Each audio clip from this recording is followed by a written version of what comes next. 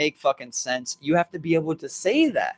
Because the moment that, you're able to go into, okay, this person is now saying some crazy shit that no one agrees with, but everybody's a yes man, allow to continue. Well, eventually, that's how suicide cults and things like that have happened, It's so, oh man, I wish I could be in that podcast that they were on. Like, I had some shit to say because it's funny because they brought up, like, they were talking about cults and shit like that, and they brought up Jonestown, which I talked to you before about the videos and then people killed themselves, and they castrated themselves because they were trying to stop the lust for sex and shit. And it's funny because they were reading it, and it's one of the very few times knowledge like this is like you're like know something. I don't know, it's weird. But they were talking about Jonestown. They were talking about how they were saying everybody there went to Mexico to get these castrations, like 15, 20 people, something like that. And it's not true. They actually did the castrations out back. But on the room that they made to create, like the medical room, they put Mexico on the front door so that everybody there could legally say they went to Mexico for castrations, but they did it right out back. So it's funny here knowing something like that than hearing them to not know it. I don't know. It felt weird, But it would have been a fun little add-on. Yeah. And that's all I had to say. Yeah. But he was talking about how people just go along with this shit. Like, okay, well, we believe in this guy. Then he says some crazy shit. You let him go. He says some more crazy shit. You let him go. You keep letting it go. In the beginning, you see that dumbass shit. It doesn't make sense. You need to extinguish it. Yeah, man. Just stamp it out. I mean, like the people, like they're just like it's funny because like. Yeah, think about like a couple of the people like I work with now, and like I would say everyone there is like relatively smart, and like for of course for a select few people, but like they just won't go and do what someone's going to tell them if they know that there's like a danger to it, like especially in like a workplace, like if they're being sent to go do something, there's like, look, this is what I need to do that, or you're just not gonna get done because that's not fucking healthy. Like, I mean, like there's still people who go out and they'll put their bodies on the lines just to listen to people, you know what I'm saying? Just to go and do their job and get the job done. Yeah. There's some people they're like this one person worked at like a stained glass place, and they were telling me like they had no ventilation. They're working with lead solder, and they have no ventilation. They're just breathing lead in all day.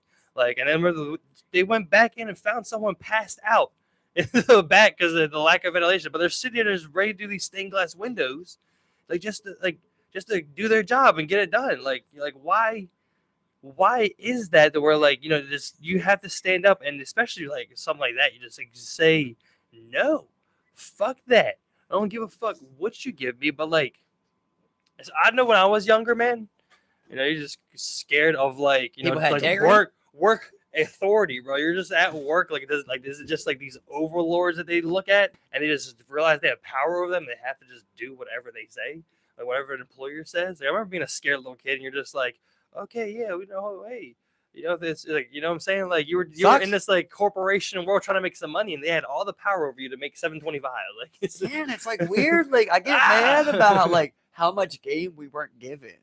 Like, nobody ever came to me and was like, look, truth is, like, this is how I broke it down to my nephew. I was like, truth is, you don't come from a rich family. So if you're going to want some money around 16, you're going to have to get a job. You're going to have to start getting some money. And once you're 18, no one's legally have to take care of you no more. So from that point, you're going to want some funds to go on. Now, these jobs that you get in this span, they don't really matter. And if someone's treating you horribly wrong, you can leave it and just go get another one and switch around all you want. It's no big deal. Mm-hmm. But once you become an adult and no one legally is liable to take care of you anymore, you should start looking into things like trades. I was like, look, if you don't know what to do, just go sign up for a trade. Just start working on a trade because it's going to be better than not doing nothing. Exactly, let's say you're just working at a no place, whatever it is, you're still in out that trade. It's like, ideally, bro, that's just how it should be from high school. Yeah, bro. And freshman year, you choose a trade. And when you leave by 12th grade, you should be able to be an apprentice in whatever trade you're leaving for, bro. Schools used to have that. Used to do that type of thing. That was just part of like a curriculum. You're gonna tell me that's not more valuable than French? 100%, man. Like, but they will always change it to what they need. You know what I'm saying? Like, right. I think about like America as like an emerging country. You know what I'm saying? I think about how things carried out from like the 1900s all the way up until like the 70s. You know, I mean, you know, especially with America, you know, you could work any fucking job and you could buy a fucking house. That was the American dream. You go out and you can go buy a fucking house. You have a place to live. And this is coming from a time where like you were just like, you know, surviving by any means. You know what I'm saying? You're coming from places like from a time when like they used to have child laborers, you know what I'm saying? 8, 9-year-olds, like to where now we're a rich country. Everyone's trying to get a piece of this pie. You said poverty, don't get me wrong, but everyone's gonna have a piece of this pie. We're creating workers because we're an emerging country and we need this shit. This is what we fucking need. We need people to know how to fucking fix everybody's houses. We need people to work on cars. We need welders. We need everybody to build this fucking country. And once we did that, and we didn't need it anymore, well, we got fucking rid of it. Now we need soldiers. Now we just need fucking mindless people to work away while we tax them, and we can just justify any bit of money that we ever spend. It's just through all these fucking tax people. You know, it's like all the numbers add up here. Look at the taxes. The numbers will add up. I swear to God, this is what we're supposed to have. And this is what we're working with. Nothing more, nothing less. I was thinking about like an overhead type of view of that, right? Because like think, you know, we were talking about like you're out there, you just build your house wherever you want in the Wild Wild West. You would just build your house, right? And then we were talking about how like eventually the city comes and like that's where the work's at or shit. I started thinking about like just look at Baltimore like it was just like population, right? Everybody just sitting in there. You're looking from like overhead, and like no one's got no jobs. They've got nowhere to go every day, and then like you just instill this job, and like it's just like this population workforce that's ready to just like funnel into any any task, basically any industry, any whatever's needed. Who's got the money to hire me? Type of industry, like no choice. You know, just. Like, bro, think about how many people have worked at Amazon. You know what I mean? Like, you're talking about a really shitty setup where they know basically they want managers to have associate's degrees, right? And then basically they're the same people that never worked a day at Amazon. And then these people that work there, they have 90% turnover rates. And, you know, they just bribe them out with the higher. Like, I'm sure they even have people doing test studies like, okay, what's everybody in this area making? Or what's the average pay? Oh, it's 14. We're going to do 1550. You know, overnight 1650. Health benefits right off the jump. People hop on this and they know you're not going to be there for a year or two. Like, you know, we're just going to keep shifting you out basically like that. And we're just going to allow it. You know, people just go wherever they can make a money anymore. And that's the thing. At the same time, you know, people are like, hey, look what Amazon's doing. They're giving people health insurance and they're paying people more. Well, Amazon was one of the first companies to offer that $15 minimum wage. You know what I'm saying? But at the same time, they're also putting the squeeze on everybody they're competing with, bro. Whenever they do something like that, well, now they want to come work for me. I have all this high turnover rate. They want to come work for me. Now everyone else is expecting your competitors around you to start paying minimum wage, or they're just going to go work for Amazon. And I need workers, so I don't care. Bro. But either way, they're going to have to try and keep up. And it's a hard job. Yeah. It's a hard job. Nobody tells you it's easy. Nobody tells you it's easy. So once again, it's the classic, like I always say, you already should have got that. You know what I mean? They should have been the first that did 20 because some motherfuckers are human cranes, like I said. You know, eventually they want all of them people just to be robots on wheels and you know what I mean? But right now they got to use people's spines instead to lift these things and box these things out. Like I was so pissed off the other day. Like I can't remember if I was talking to you about this, but bro, I went to this Wawa in the morning. I went to go pull in and get gas, and every single pump had the fucking Amazon Prime. That was you, right? And I was so pissed just thinking about like, okay, well, you know, if we're saying that the price of gas is so high because we can't get it, right? Well, maybe we should suspend things like 2-day shipping. You know, or something like maybe we should suspend Amazon services, bro, so that the people who are commuting and getting things done can actually use the gas. Because you're saying we don't have enough of it. So why are we letting people still get unlimited amounts into things so that they can turn a 90% profit on somebody that turned 80 to turn 70 to turn 60? Like so many people are tapping along the lines of this, bro. I really just sometimes I wonder like what is the price of gas? Because sometimes I think it's like $1, dude. I swear to God, I think it's nothing sometimes. Think about it, right? How that gas station has to get one of these big ass tankers to come fill them up, right? And then that tanker works for a company right? That fills up, right? That fills up the places. Yeah. And then there's a company that carries the fill up places, that has the containers that fill up. And then there's a company that buys the shit that those people fill up with their shit. And fix those fix their shit. You know what I mean? There's a company that signs the deal to make it come through the port. There's a guy there's a company who manufactures all the parts and that whole equipment. And then there's a company who does the drilling. You know what I mean? Then there's the company that signs for the drill and spot. The company's parts machine. The company who makes the machines and makes the parts. That makes the drill. The company that makes the machines that actually makes the parts.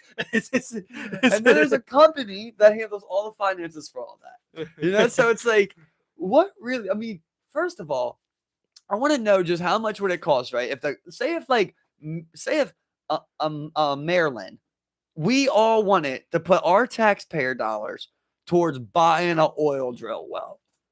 What is it? What's the price, right? Because together we do have corporation, wealth through taxes. Mm-hmm. We could do things like that, right? So let's just say it was fucking $10 million. I don't even know what the price is. Maybe I'm sure say it's $100 million, right? Well, cities finance 500 fucking million for stadiums that they receive zero profits off of when sold, right? So why couldn't we put 500 million of our dollars like they do for stadiums into an oil well, right? And just invest in that, right? And we pump gas and make the money. Like, I don't understand. They really battle with this thing. I watched this long ass thing. Mm-hmm. I can't remember if it's the one I sent you or not, but they were saying like, is a corporation a person? That's the one I sent you, right? Yeah. Like, is a corporation a person? Well, why can't we be a corporation then? Why can a bunch of people form a corporation, but a town can't? Like how like those small villages in South America and shit, how they buy ovens, right? They all pool together. So one family can make a big purchase. And then everybody pulls together. The next family makes a big purchase, right? Why can't we all go, we're willing to put $10 extra for the rest of the year? Every week, I'll put $10 extra in my check. Here, do the same. Bam, bam, bam. We just made, let's say fucking 25 million out of nothing, right? Because we all agreed to do that.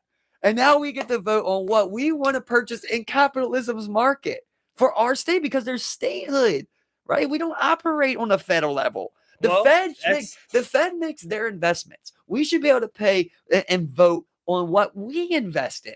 And we never are voting for prisons or juvenile prisons, Hogan, because they love Hogan. But nobody talks about the juvenile prisons being built.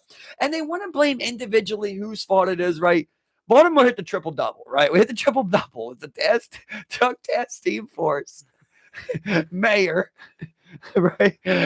Two mayors, right? Three mayors. It's two mayors now and drug testing force, right? So we got the triple-double here. At this point, we've started rounding it up. They're gonna keep blaming only this spot for everything. Is Baltimore what makes everything in Maryland bad? Because if so, let's just say it. Let's just lay it out if that's what it is. Because then I will fight it. Okay? Because we need to be able to diversify our funds the way that we see fit. And we don't decide, right? As far as I know, we don't determine what the cops get. Right? We don't even determine that. We ask them to spend less, but they determine on our taxes what we invest in. That's who you vote in. If it truly is a capitalist society, right? And we're all mad at where the money's going, we should be able to go to the fucking voting booths and straight up vote. What do you want, bro? We are at such an advanced time. Why can't I even give 10 options, dude? Why can't I say, look, how much of this money, right? Last year, Baltimore City put $26 million into schools. What do you think it should be this year? What are you voting it should be this year? And just vote on the increase or decrease, and the money is allocated evenly. It's not like I don't know, maybe I'm thinking too much into it, but say like you went to the poll, right? And it said, I don't know how it works. I'm be talking out of my ass here, but it's whatever, the GDP of Maryland that year, right? Let's say it's $700 million. You go there and maybe it's not even specifically the amount, but you vote what you want to spend more on, or where you want to spend money at, or where you don't want to spend money at all. Like what if we all just voted that we don't want to build no more prisons? And they're just like, well, we need prisons. What happens, bro? To an extent, that's how it's kind of supposed to work. So you ever been to a ballot or a mail-in, or have you ever gone and voted to a ballot? No, I'm talking to Matt. So I've gone and voted a couple of times, mainly when I was younger, and generally, depending on what type of election it is. I mean, you have the presidential, which is a different thing, but like usually at this voting session, they'll have different things on the thing, but like it would require you to know previous knowledge from going to either town meetings or looking up this particular thing, because they just don't put it out there. So like they do have things where like they do ask you if like, okay, hey, under subtitle section, blah, blah, blah, Article 16, we want to increase the funding for Parks and Rec, blah, blah, blah. And they do have questions kind of outlined like that. Okay. But the way it's outlined, it's just, it's not meant for people to actually come in here and give their true, honest opinion. To just be like, hey, because first of all, I mean, it really, they decide what gets to you to vote for. Right. You know what I'm saying? Not only that, but are they asking, or is that a vote? And they don't even. Are you saying if more of us say it's yeah, a vote of saying like no, yeah. If more of us say yeah, then you will spend more next year, and you can't say you will spend less. That's the thing. Yeah. Typically, the way it's worded is like you have to know what it actually, like this article subsection 13D is. Right, but even if you don't, you can still vote on it. You can sit here and be like, yeah, yes or no. That's the crazy But they don't explain the thing there. You know what I'm saying? And they don't promote voting. They don't try to get people out there year after year. They don't if they really wanted people to go out and vote on these things, we would be doing it. You know what I'm saying? Just like they don't put the funding in these machines or shit. I mean, if you go to any of these machines, like you'll literally will have no faith in it. And whatsoever, bro. I told you I don't. I already told you that's why I've never won. You go up, it's a bubble scan it gets eaten about some electric machine that it looks like it comes out the 80s IBM machine from Sears. It's like I want to see transparency with the books. That's what I'm asking for, and right? That's what I'm saying. They don't go that far. I want them to post a public book of like, look, this is what we make. We expect this many citizens to be here this year. If everybody paid their taxes here, this is what we expect to make. This is where we spend that. It doesn't seem like I've ever got a layout of that. If so, I don't know where to find it. That's the thing. It's publicly available, but you have to dig. It's not easy. That's what I'm saying. They don't make these things easy. Yeah, all that stuff's public information. It should be a brochure, you can see right? all that. That's what I'm saying. You can see all these things, but you also have to rely on them to enter things honestly, which they don't. So you may see this $25,000, grant going to some neighborhood or something, but really that might be going into any one person's pocket or company's pocket or politician's pocket to do with whatever they wish from there. And it's just all disguised, you know what I'm saying? Because it is publicly available and it is vetted by people. There's people who do that. That's like their whole charity is to do government watchdog type of, style, But it's about the shady dealings that they do, the dark money, the money you don't see get circulated, That's what I'm saying. It's just hidden by shit. And I mean, if they wanted people to really come out and vote, I think you would, we could get to a point of year over year, voter turnout. But really, you have to have people believe in the vote. The reason people don't believe in the vote is because they feel like their vote is choosing between lesser of two evils, or that shit isn't actually getting done when people vote in. And it sucks because it means that, other countries are winning against us because we are the democracy. We are, and ideally, we're supposed to be the good democracy. Mm-hmm. They win when we think our elections are rigged. You know what I mean? Mm-hmm. Communism wins, whatever it is. Any enemy of the country. Any enemy, exactly. Yeah. They win when we think, oh, the vote doesn't matter. I do get that. Yeah. But WikiLeaks has showed us directly. Exactly. Even if we vote, they're saying, so I don't know what to do. Am I supposed to arm up? And that's the thing. We had Gary on here a couple weeks ago where he was talking. He was like, you go to the town meetings, you go do this, but the very system that we're talking about, I don't want to go and participate in. I want to advocate for the fixing of the whole fucking system. I don't want to try and go win it from the inside out. What do you think you're going to fucking do? Right. Someone's going to flash their $150K in front of you, then you could probably bend like a fucking dog. Fight you know what I'm saying? 20 years. Or they're just going to fund your opponent and get you drugged out at the shit. You know what I'm saying? You can put up any type of fight you want, but if you're not playing their game, they're not going to let you play this fucking game. It's just been shown clearly. It's been shown crazy this shit is, bro. This is a crazy one, dude. I was watching this fucking doc the other day. This lady, long story short, she kept lying to her husband about being pregnant. So she had to deliver a baby, right? So she invites this girl over from Craigslist, dude, to buy these baby clothes. And the girl's fucking 8 months pregnant. She attacks her, dude, and cuts the baby out, bro, with a fucking wine bottle. Cuts the baby out. Gives the baby to the guy, said she just gave birth, right? Cleans it, everything up. Shit? Yeah, exactly. Cleans everything up. The girl ends up waking up while she's upstairs dealing with it all, calls the cops. So they come and bust them, right? And they catch her, and she's in jail. What I'm trying to get to though is that they were able to get off right on the second murder for the baby because no one could ever prove that the baby was born alive. So she got off on the second murder. And I just thought, it was like insane about how was it not already a justified life at 8 months old in the stomach? Like, she can't legally go get an abortion at that point at 8 months, I believe, anywhere. Yeah. And the fact that they couldn't prove that the baby was not, born breathing, couldn't be classified with a murder. It was just a weird thing I wanted to bring up to you. I just thought it was really weird how it was judged. I mean, you gotta go through. I mean, that's what's weird about law and justice is you can jump through some fucking mental hoops to really make some shit to make shit work. Yeah. I mean, and I'm each sure state's laws. Yeah. Because every time you look up a law, it always says each state's different. Look at your state. And then there's a legal precedent to be set. But if there's nothing set by earlier cases, then you usually set the legal precedent moving forward, right, with that decision. So you're sitting there. That's the thing, bro. I'm this guy was just sitting here cooking up his defense. He's just can you prove that the baby was alive? And the judge was just he's just so stumped enough to be yeah, it's just crazy. But we know the baby was alive because she came there pregnant. They just couldn't prove it. And there's the baby's dead inside of her when she arrives at the door. Exactly. So wild, but she cracked the girl in the head, then used that wine bottle to cut her. And they said she actually did a good cut. And that girl woke up. She calls the fucking cops, bro. And she's like, you hear the cop call, dude? She's like, I'm holding my intestines. Oh my God, bro. The damage that a body can take and just keep pumping, and bro. Still functioning, bro. Yeah. Crazy. It's until you run out of that blood. Just my heart or that oxygen. You have, as long as you have that oxygen in your system and that blood pumping through your body, you can do anything. Once you lose that blood, the oxygen can't go anywhere. And then you're done, bro. I'll tell you another crazy one like that, dude. There was this fucking that Dave's Lemonade shit I sent you, bro. Shout out to Dave's Lemonade on YouTube. I believe that's the name. Hope so.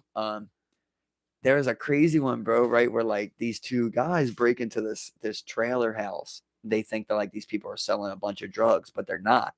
So they come in there. It's a bunch of it's 4 white people in there. They're like, where's the shit at? No one's in here, whatever. They fucking smack them around. They take what they can get. They dip off. And they ended up calling the cops, the white people, as soon as they left. And, they ended up finding the guy that came in there. And, they had guns and everything. So it was all armed robbery. The guy gets out on bail. So he calls up his boy and he's like, they're all going to show up in court to testify against me. So they go back there, bro, 2 of them. And when they go there, there's a 5th person there, the girl's brother that wasn't there the first time. So they made little mistakes that ended up actually fucking them up like that, So they were who's that? But they should have known who's that. You see what I mean?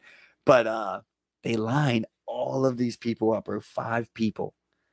And they go down the line fucking shooting them in the head, execution style. Bro, 4 of them lived. Only 1 person died, and that's because they shot him twice in the head. Every person lived, bro, with bullets still fucking in their head, and they have no effects.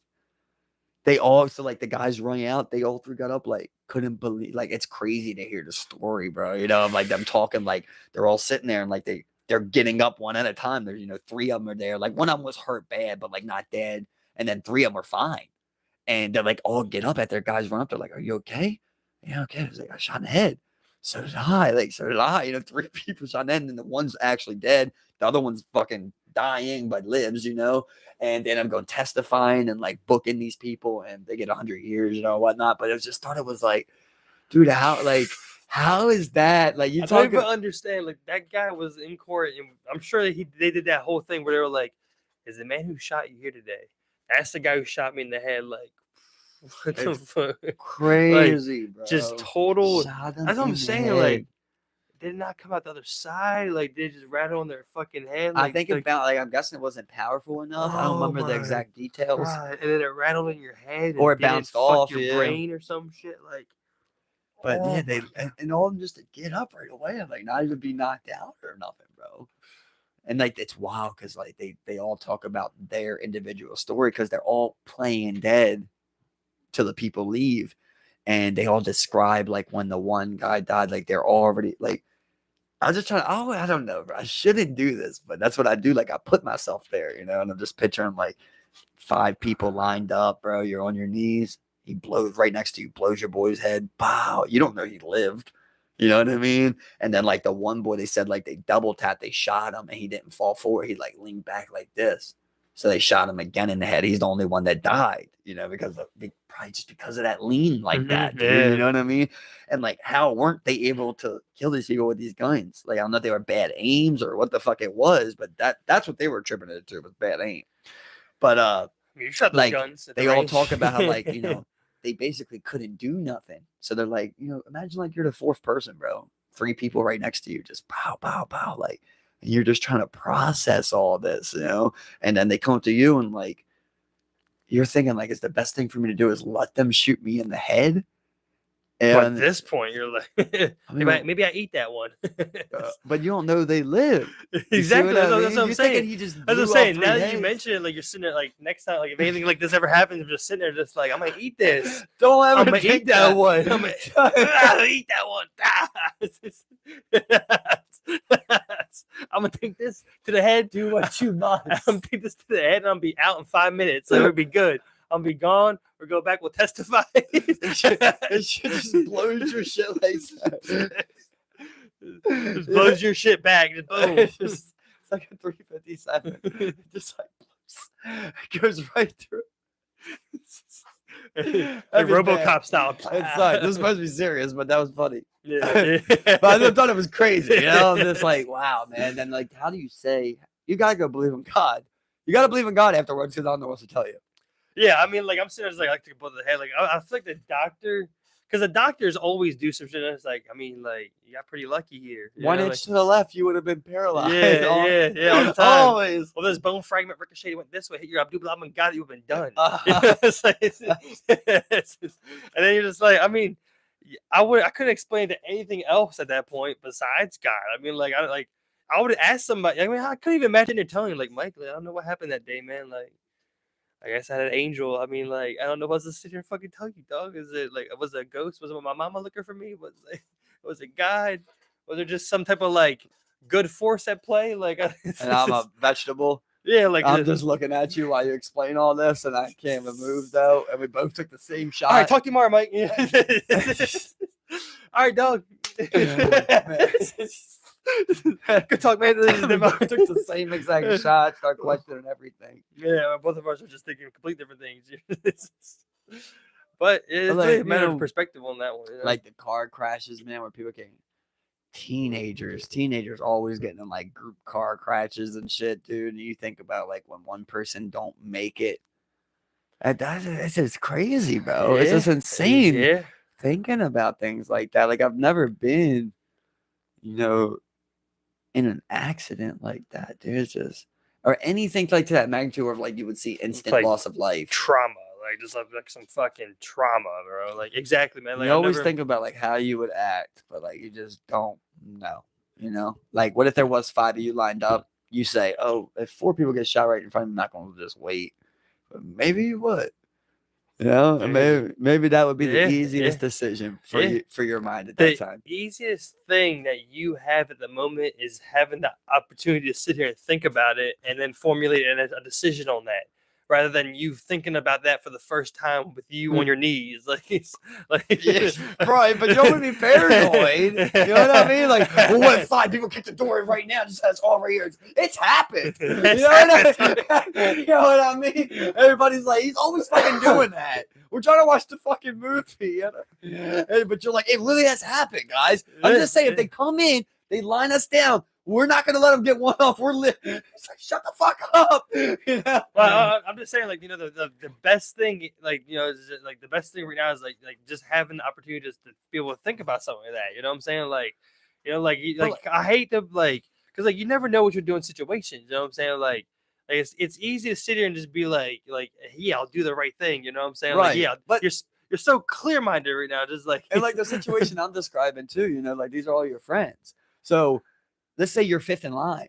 Well, you don't want to wait till it gets on you to do something. You still want to save your friends, and you need numbers. Yeah. So it's like you really got first shot to think about it, because after that you're losing numbers, and your percentages are going down. You know, so pretty much like, but you don't. That's the thing. They didn't know they were going to start blowing their heads off until they shoot the first person, and then it could just be boom, boom, boom, and now it's like God, it goes. You don't even get to make a move. Because that could, I mean, because like you always flip it around. Like, okay, if I was doing that, I gotta knock them all before one gets up. You know, just maybe that's why they missed. They try to do it fast, too fast. You know what I mean? So they're like, wow. I mean, guns. Like guns are shoot crazy, bro. I'm not like a pistol marksman. You know, like even with a pistol, I mean, it's hard to like get a shot on. You know, you're at 10 yards. I mean, you're at 15 yards. I mean, like. You're over here, this thing's bucking everywhere, bro. You might, you know, like, yeah, you're shaking, like you're not even looking at the cross. The scariest thing in that situation, right, is like, first of all, you don't know they're gonna come in there and whack you. Like that's like, you're imagining somebody is gonna randomly pop up in your shit and whack you. You know what I mean? If they come in, you think they're just gonna take some shit, might fuck you up. Sad to say, but it might even be some rape or something like that. But like a lot of times they're not gonna whack people randomly in their crib unless you got like money or some shit, you know, take you out. But like, you know, the hard part of it is like, okay, well, I don't know they're gonna kill us. So if I do something and I'm unsuccessful, they might kill you guys. If I'm unsuccessful to try to stop it. So the whole time you're kind of on edge, I think, you know, of being like, well, if I do something, then they don't respond. We kind of all got to be in sync. How are we going to be in sync, you know? That's the, you know, and that's the thing. I got to hope you get up. It takes that without one saying person. nothing. Yeah, it takes that one person. But we don't talk. We don't say nothing. Yeah. But then I go for it. Like, you got to go for it. Yeah, you know what I mean? Exactly, you know? Yeah. Well, like, you know, it takes one person to make the first step. You know what I'm saying? You know, like, who's it going to be? Who's going to be that first step? Bro, who's going to be there? There's a great thing that guy, Active Self-Protection, shout out to his YouTube page, teaches when he said he was basically having like, you know, a lesson to women of like, look, when you're with your man, a lot of times when these attackers come up, they're focused on the males, you know, the men.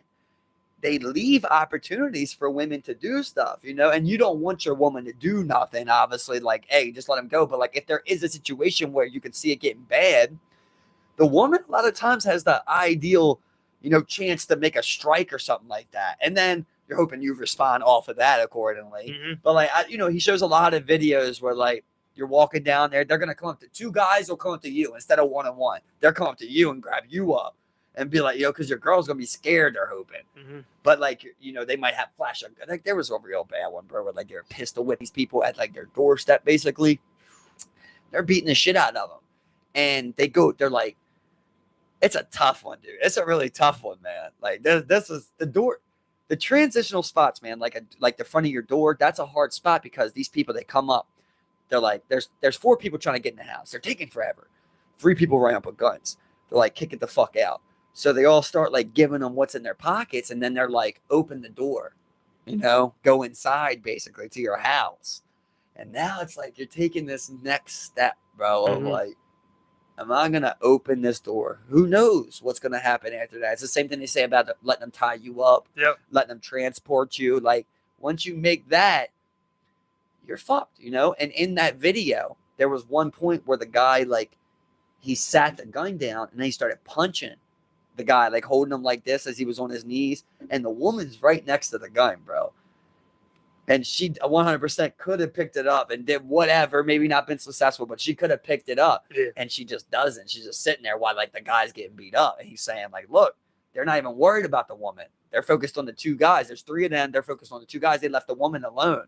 And so it was just like, it was a little tidbit, you know, that I think women should know in there. Yeah. That's a split-second decision, man, to make. I'm not letting nobody in my crib, man, especially if I had kids or something. Yeah, if I was in my crib, like you said with the transport and a gun's in your face. Let me in the crib. If you say no, you're thinking, well, I'll die right here. So now, but there's a part of you that goes, well, if I let him in the crib, I live another second. Something else could happen in another second. The thing is that once they get to like a secluded area in a house where no one can see you, it's like, you know, no horrors wait around. You know, you might want to die right then and there, rather than see what goes on in that house. You know, I mean, it's just the things that you weigh when you're making decisions like this. You know what I'm saying? You go in and then, law-abiding citizen rape your daughter, rape that girl in front of you, or rape your daughter in front of you. But there's times where, they just go in there, they steal everything from your house, and they leave out. Yeah. Right? Yeah. There is times like that. And instead, you made the play outside, and they started shooting. So it's so hard because you don't know how. You don't know what they're thinking or what they're willing to do. And, I just think that's got to be tough, man. That's got to be real tough. Like that guy they killed down in Little Italy. They said that dude that robbed him, he's only 21. They said he was robbing people with guns all day. Yeah. And that Little Italy guy was like the first one that basically was like, no, or something. I don't know exactly what happened. Yeah. But there was a scuffle and he shot him. So it's like he could have just been like, look, I was just trying to rob people. And one person became something else. Is it the person that fought back problem? No, it's the person that's robbing. Yeah. But they probably didn't mean to kill him, but you got a gun. So it's like that's where we walk these funny lines of laws. Like, is that first degree murder? I mean, it being because first degree is what? Premeditated and planned. Yeah. Premeditated and planned. I mean, probably not. It's because I think most people attribute it up to just random burglaries. Just trying to rob somebody. What about you on the juror? What are you thinking? I mean, I'm just what can we hit him with whatever the fuck we can for as long as we fucking can. Well, that's that's what you do as a juror. Well, I mean, you don't make the sentencing up. You're just no, you don't make the sentencing, but you say but they present you first degree. It's like, look, man, fuck this guy, put him away. So you would agree to that? You wouldn't. I'm not sitting here debating, hey, premeditated or not. I'm just sitting here look, put this guy away, bro. You wouldn't feel no type of way about that, huh? What? See, me, I would try to be just. I would try to do it proper, because there is laws in place, and I don't really know the full situation of what happened. I never will. Well, I hope you would at that moment in that jury. You never will. Everything's presented in court. You know what I'm saying? There's not one case that's ever been finished. I'm not sure. Everybody knew everything. It's the only thing that's got what can the defense really say in this moment is hey, he did 5 other burglaries and killed no one else. Of course, you legally, do you think that that's first degree? Legally, just not public, not your opinion. You probably can't get premeditated. You probably can't get planned. But the way I'm seeing it is that would imply a target, right? But you pick someone out, right, and then you brought a firearm to that person to rob them. So to me, it's I think he is guilty of first degree. I think you would have been guilty of any of those people you robbed that day because you brought the firearm to another person. Mm-hmm. That was your plan. You thought about that. You thought, I'm going to get this guy. I'm going to go around robbing people. So every person you encountered, you had the opportunity to have first degree murder, in my opinion. You see what I mean? Yeah, I get you. So I'd be trying to hit him with the first degree. Yeah, that's what I'm saying. If the facts were proven. That's what I'm saying. Just it's just funny because it's it's just weird, because if we'd be sitting in this jury, just just people, just every day. Me and you could give somebody 100 years. Yeah, that's what I'm saying. I'm sitting there, I'm just look, block this guy the fuck up. I don't want to sit here and be okay, well, it's not first degree because I want to save this guy 10 years or some shit. Just lock this guy the fuck up. This guy's fucking crazy, man. He did 5 other burglaries that night. Say you sit there, right? You're sitting there for the case, and they never found the gun, right? And they don't have him on any cameras. All they have is a shot, a witness who's an addict around his way. Yeah, you'd have to you know what I mean? Figure out if it was the right person. That's what I'm saying. You do have to be is it probable? Because even if it's that person, it's law, not how you feel, right? It's what the law. That's what I'm saying. So I mean, even if you're I think this motherfucker did it, you have to prove that he did it. So you have to prove he did it. Exactly. You know what I mean? You have to prove you don't want to be oh, if this happened, you're saying it's him. Lock him up forever. That's what I'm saying. I mean, that's a whole other thing. That's a whole other thing. I'm telling you from personal experience. With me, I always thought I don't really want to do juror duty, but if I did it, I was I want to be on a big case at least. I don't want to do something stupid. I want to do a murder or something. And sure fucking enough, that I got out twice. Third time I go down there, they call me up and they want to put me on this murder to happen at this corner store with this guy, bro. And this guy's in there. You know what I mean? This guy's right here, mind you, bro. So first of all, I'm not going to have to be no fucking juror in front of the accused murderer. You dumb motherfuckers. Mhm. You know what I mean? I'm like, what the fuck are y'all guys thinking? And who the fuck's signing up for this? He's right there. It's gonna be a long time till this trial happens. Are they gonna put you in PC tomorrow? Yeah. No, you motherfucker, you gotta go back to your house. This motherfucker knows you. God forbid he gets somebody. Bro, how easy to be like, my hearing's Saturday. Come up there. Somebody's waiting outside. Oh, these are the jurors that are still left. Everybody went home. These jurors are still in there. Fuck, I'm just going to take pictures of them. Just follow them, whatever it is. See their car, take a picture of license plate, whatever it is. Follow them home. And come in the fuck with that. That's a whole side note of everything, For me, though, I was thinking that. I'm literally walking past this motherfucker you're saying did it. Yeah. He's a murderer. And I'm, if he is a murderer, he can murder me, and he's also guilty of the crime. So why you want me this close? And that's what makes it tough. Where it's like, it's like I would think I would make a good juror. I feel like I could make some good decisions. But the other thing is, like, I'd be sitting here in a position of like Baltimore City, which I know shittily run. Like it would just be so tough for me. Like I just don't believe in any of this shit, dude. That's what I'm saying. You know what I'm saying? Listen, like Steve. So listen, bro. So I was like, like I said, I was like, if they tell me it's a murder, someone, I'll do it. I was like, I'll be honest with you, I thought I would be a good juror. I thought it would be pretty cool to be like, I want to see if this man deserves justice or not. Like I thought that would be cool. I really did. They fucked me up when they put that guy there because like I was just describing step one is this guy's a murderer, so he can murder me. But step two was my human side, bro. I'm watching this young ass boy. He's not even my age. He's sitting down here with a public defender. And like, I'm looking at this judge on their high pedestal and all these 60 people you brought here to work today to judge him. And I'm just sitting there thinking like, I was looking at the guy. I'm looking at the judge. I'm like, bro, like, I'm just their little puppet in their conviction process. Like, like, you know what I mean? I don't even know this guy. That's what I started thinking. I was like, I don't even know this guy. And I don't even know if this is true. I'm sorry if he really did do this. I'm sorry for whoever the victim was. But I don't think that I am fit to be in here saying who should live or die. That's been like the biggest thing is like, and it makes it especially hard when you go into like this shitty courthouse. Because I've been in the clerk's office. Like the clerk's office is like the shithole of shitholes, and people look fucking miserable down there. And then you walk all over this like shoddy courthouse in this like shitty Baltimore City town, like with like I mean like all these judges, like in this dimly lit, moldy, like like fucking straight out the 50s courthouse. Like I think it would at least be a little easier if it looked like the shit was in order. But it's not, bro. They all look evil. That's what, bro. Everybody there looks evil. And you look, bro, and like I said, like, you're in some type of dystopian fucking falling apart courtroom. Like, and I'm looking at the criminals as my biggest allies. Like, they're the ones that look the most like me. Like, I'm sitting here like the you want me to believe in this facade. Well, this stage you have set up is crumbling. You know what I'm saying? Like people like. I think people like you probably if you went in there and shit was all official, clean, like fucking like pristine, like looking fucking like they actually had shit in order, like they did get good work, then you might believe in it more. You know what I'm saying? But like there's just no belief for me in there. You know what I'm saying? I see these prosecutors. The prosecutors want to go off and be judges. They want to be that guy one day.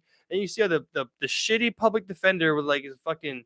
You see all these Joe Schmoes that like are just here, like. You're sitting like you're in some type of like crazy diverse jury. You look down your jurors that you're looking at, and I wouldn't want any one of these people in a fucking court case. Like, you know what I'm saying? Like, I just don't believe in any of this shit here. Who would you want to be your jurors? My friends? Like you want? Yeah, what I mean. Ideally, because they're the ones I think are also smart and open. But like being a jury could be like compared to like being like a voter in a way. Like where like if you just don't see that this system's like working and it doesn't look like it's in working order. Like I'm telling you, like appearance would make people probably take it more seriously. You know what I'm saying? Like it would definitely do something. You know what I'm saying? Like it would definitely do something. It's just like everything. But like there is going to be someone who really murders someone tonight. Yeah, in Baltimore. Yeah. You know what I mean? That really does do like a bloody murder that needs to be locked up and shit. So once again, here we are, not having faith in something that we think can work too. Because man, that's one thing that's gonna be hard for society is to operate with no jail. Because like in the future, in a utopia, right, we figure out a way to make like someone's conscience be their prison. Like the fact, like we want you to basically, we want your actions to be your consequences. We want you to be so shamed of doing those things, right? Or like, so, have it so understood of like that those things aren't healthy or whatever, that to the fact of you will do better. But there's always going to be, you would think, one person, right? You're just like, fuck this, punches you in the face. Yeah. So it's like, what are we going to do with these people? Because there's levels to it, right? Because you had this judge. Once again, here we go with all these people to get to tap their way up in capitalism. Not even to mention everything that comes before, but here you are with this judge hiring these jurors at this court fees and everything, lawyers, 2 lawyers, public defenders, whatever it is. And now this judge, okay, these jurors find this man guilty of this penalty for death. And then this judge sentences this man to death, right? He's an executioner. As executioner right there. Were the jurors executioners? That'd be up for debate, right? But then there's a whole different process of actually putting these people to death. The people that are doing that. I mean, literally, people that you see every day that are CEOs. Bro, CEOs are the ones that people have been dead. Yeah. I think one thing they deliberately do is like they don't like because jurors don't attend to sentencing. Like only like the prosecutors and the defendants know what time they're facing, but really the jurors just have to go with the charges and see what they're guilty or not guilty of. No matter, they have no idea what's happening from there. But like, I mean, like in a sense, like you are making a decision on that man's life. You know what I'm saying? You may not know what's at stake, but like, and I think that's probably for the better for people. But there's a big issue right now in Kansas. They're about to execute their first person in 2 months since 2011. And they were supposed to execute this person last year, and they can't get lethal drugs, the drugs that they use to kill people. So a year went by, and they still can't get them, apparently. So now they gave him 2 options of firing squad by 3 men or electric chair. And he's trying to write up the Supreme Court that neither of these are just, and it's an argument of itself. And it's, it's crazy, man, because you're sitting here reading this man's story. He's done 20 plus years in jail. And you know what's crazy, dude? This guy actually had a crazy story, dude. And like, this is the facts of the case, right? He was a young crackhead, like 20 something. I can't remember, 22 or some shit. And he went into a gas station to rob him to fuel his drug habit. And he went in with no weapons, bro. And when he went in there basically to grab the shit, the guy pulled a gun on him. And he started wrestling with the guy, and he grabbed the gun. And when he grabbed the gun from the guy pulled a second gun. And they got into a shootout, and he shot the guy and killed him. And now he's getting ready to get executed. He's done over 20 years in jail. And you just hear that story. You're like, just hearing that on the face of it, like, man, does that man deserve to die? Like, I know there's a lot of problems that come before. Like, how did he become a crackhead, right? Talk to him. Let's talk and see, like, what's going on there. You know all the issues we could talk about forever with sexual abuse, the way you grow up, addiction, how the drugs get here, all the laws, everything. But, like, just right there in that instance, like, a lot of people get chances at parole, bro. Like, that guy with them kids in the school bus got a chance at parole. And, like, I'm looking at this, I'm like, was this right? No, this was not right. But, like, what is the price that he can pay for an honest, like, it's not an honest accident, right? But, like, this to me is not first-degree murder. No. That cannot be because he did not come with the weapon to the fight. Yeah. You see what I mean? And then he doesn't engage in the fight until the guy pulls a second weapon. What does it take to be rehabilitated? I mean, what if in those 20 years he really did good? He didn't become a gang member, by the however that happened, because we all know everything that goes with that. I mean, like, right? Because guilty or innocent, you give me a life sentence, I'm gonna go join a gang, right? Guilty or innocent. Not only that, now you have a sober human. You have someone who's not even on crack anymore. Exactly. Exactly. A fucking raging crackhead. And you go besides of all of that, and you think about that instance, and you're like, what is that debt to society? Because we've been down the road many times, trying to practice like what a sentence would be, and I feel like I'm usually very harsh. Bro, I think that man deserves to have a second chance, dude. If he really went in there, if that was my family, right? No matter what, that was my dad that died that day. I don't think I would say kill that man. Yeah. Knowing what I know now with who I am, right? Yeah. Because if you didn't know about CIA pushing crack into your cities and Bill Clinton's crack laws, you know what I mean? And gentrification and projects and welfare. If you didn't know about all this shit, you would go, man, that was my dad. He tried to rob that place. My dad fucking pulled a gun on him. He took my dad's gun and killed him. You know what I mean? But we know everything that goes along with that. So if we really want to believe in this court system, then I think you got to give a man like that a day. And you say, you know what? It's insane, but 40 fucking years, you do 40 years in here, you don't hurt another person. You know, you're a good fucking person in here. God damn, if I don't think you should deserve a chance. And I don't know if it's when you're fucking 70, but I think you should walk out those gates again and be a free man, bro. Yeah. That sounds like something that honestly was the worst situation going bad. And I don't know every single thing about it, the whole entire case. It could have got more gruesome, whatever, you know? But, like, I think there's if we're going to believe in this system, we do have to give certain people a chance to get out. And now they're going to execute this man. Then we come to a second argument of, like, okay, well, whether you believe in it or not, how should a man die in 2022? Like, electric chair to me seems barbaric. Fire Squad is just so insane. Fire Squad is hard. I mean, like, it's tough because, like, you know, like lethal injection is also like fucking pretty insane. Bad. It's also but it's it all does pretty seem insane. Better than those two. Yeah. What about 100%. Gas chamber? That seems horrible. Suffocating sounds terrible. Yeah. Sounds terrible. So it seems like being the most fried humane to death is that. Right? I mean, either that. I mean, like, could you just like swiftly decapitate somebody? Is that too insane? Like, how gruesome can we not get? Like, because that seems the most instant. Funeral. Well, firing squad, you're actually out. Look. Well, they're supposed to aim for the heart. I'm just gonna shoot this guy out. I mean, that seems crazy. Your heart's gonna explode. But your heart's gonna explode, and like what? Like you're gonna be alive for a little while if your heart explodes. You know what I'm saying? You're not, bro. As long as you have oxygen and blood in your system, like you will eventually die. Your conscience will be there for at least 5 seconds. Yeah, until you run out of blood. Yeah, it's circulating. You know, you're right. So, what about if 3 people shoot you in the heart at once? I mean, you have to turn the brain off. You have to turn the brain off, bro. Imagine how long you can hold your breath.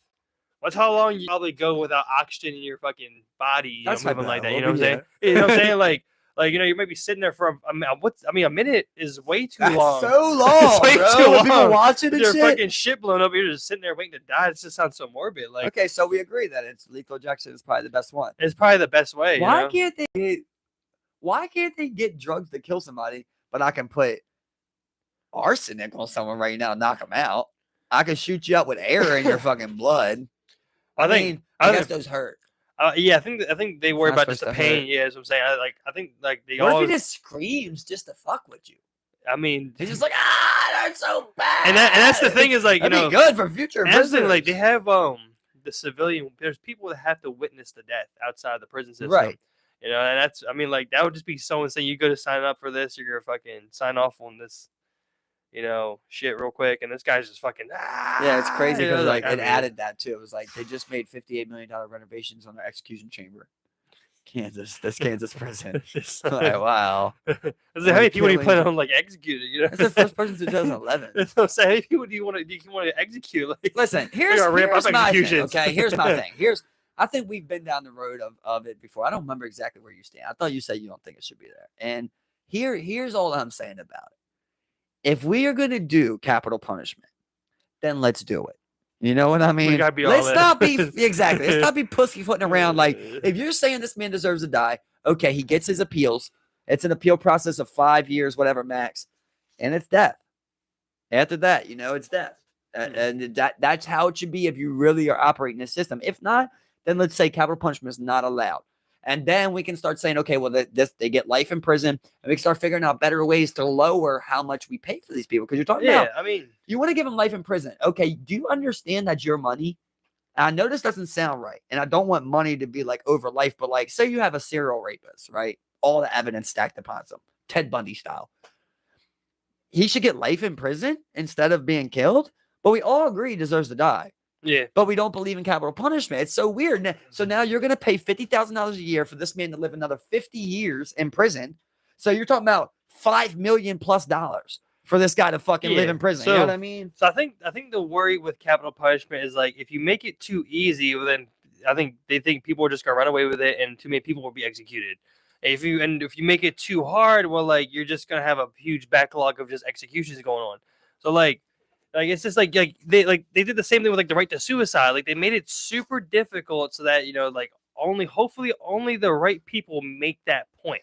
You know what I'm saying? And I mean like that's where like you come over like you can't just be like it's kind of like heads or tails thing. Like I think we need to make a clear decision on like who deserves death. Figure that out because right now we're not thinking about that. We're not thinking about who deserves death. And like some of the craziest of crazy like fucking like cases are out there. Okay, well first we have to start with can someone deserve death? Yeah, I think so. I definitely think so. I think so too. People can deserve death. Like I mean, you just hear some like crazy gruesome shit. It's just like, man, okay. So do you think? Okay, so what is it? So do you think you have the right to say someone deserves death? I mean, as a human collective, like we would all have like a say in that. I mean, like, hopefully it's not just like, hey, we're gonna start doing that tomorrow, and then. No, what I'm saying is like, right, like. Oh, the person that like would actually determine. Yeah, what I'm saying is like, if I come to you, right, and I say like, this is what happened, and this is how this person died, and then you have to decide if I deserve death, right? Instead of you being a witness to the murder itself, right? Because if you see someone rape someone and kill someone, it's pretty you don't be ready to kill him yourself, really. You know what I mean? So you'll be like, you know what? I do have the right to say that person should die because I seen it right here. So really, the only way we're saying we don't have the right to say that is when you don't know if the person's telling the truth or not. Because people lie in court all the time on the Bible. And there's a like a whole. And I mean, and you also have to rely on there being good police work being done. The due diligence of the officers being done. And I mean, like, there's been people let off of death row, proven innocent 40 years later. And good people have slipped through the cracks. Scary. And that's why, like, I think they make it just so fucking difficult. Just like 1 out of 10. 1 out of 10 are the odds. Literally, 1 out of 10 people in death row are supposed to be innocent. It's such, and that's like that's why like you put so much like as much thought as you possibly fucking can in that type of decision, But like right, but they put their money into trying to give like a fucking drug dealer 100 years instead of putting money into figuring out like things like that of like how do we euthanize people, and that's where it becomes like this is not a place where justice is being taken out. This is just where we have so much crime now in certain places where this thing is just pretty much we're just trying to keep this thing cranking along to avoid a backlog of prisoners, and now we're just shoving people wherever the fuck we want and need to because we're just funneling in so many fucking prisoners. That's like the big problem with like the privatization of prisons is like just them wanting to funnel as many people in these prisons as possible. Like I will tell you something I learned. Only 7% of inmates are in private prisons. So it makes me, it makes you feel a little bit different about it when you hear that. So it's really just prison laws in general. Yeah. Private prisons are playing part, but regardless, it's the laws that put people in the prisons that seem to be the main issue. Because regardless, they're going there, whether it's private or public. They're going to go there because there's so many laws. Everybody's breaking them. And I mean, like I think we've gotten to a point where like you can't just weigh each case anymore. You've gotten to a point where like now you're just looking at the legal precedent and you're looking at the book. Okay, this is what the book says. The book says you get this much, and then that's okay. It doesn't matter. You got caught with 10 kilos or 100 kilos. Like you get a year. You get 1 year per fucking kilo. And that's what the book says. Yep. The book says right here. There's a table. There's a table here. 1 kilo, 1 year. Right there. Okay, you got 10 kilos, 10 years, buddy. Like, you did it. You did it. You had multiple. Okay, no, we found more. Okay, but just keep adding it on, man. The generation of fathers away, bro. Yeah, I mean, like, it's just turn them all into bastards, bro. Yeah, I mean, smartest thing to do. The thing with like when like you think of like all aspects of like government, is like I mean like you are, you're asking like some of the most important questions each and every fucking day of just like, hey. How do you deal with the guy that's fucking burglarizing everybody? How do you deal with this guy? Like, and I mean, like, we come back to that thing where we talk about, like, they're just being so large. Like, there's just being so many people. Like, if we're working with, like, with crime statistics the way we are now, I mean, like, we're just like criminalizing every fucking body, man. Like, from the head. I mean, like, you see people don't get arrested for like jaywalking, but like, man, up until recent, you were getting locked up for a gram of weed. Like, it's just like we've gone insane with the amount of like legislation we put forward just to like kind of like keep control, and people just end up. And we've seen why when people ends up in those prisons, man, like just the sheer numbers of amount of people we have in prison, and we have no way of formulating any type of. We really have to just kind of like revisit laws. It's worse. Laws, educations. I mean, like, I think we're at a point where like we need to start over from the fucking ground up, man. Like, like the thing is, like, that's what I'm saying, bro. It's all a conundrum. It's all punishment is a conundrum, right? Because you're gonna go like, well, what do we need to do? If we think that right now, I think right, prison is worse than being on the streets, right? I'm talking about like threat level. Like you're less safe in prison than you are being on your street with guns everywhere and people shooting at you. Yeah. You're still less safe in prison because you could be touched anywhere, you know? So how do we make it to where it actually could be rehabilitation there? Well, first you would have to make it to where they're safe.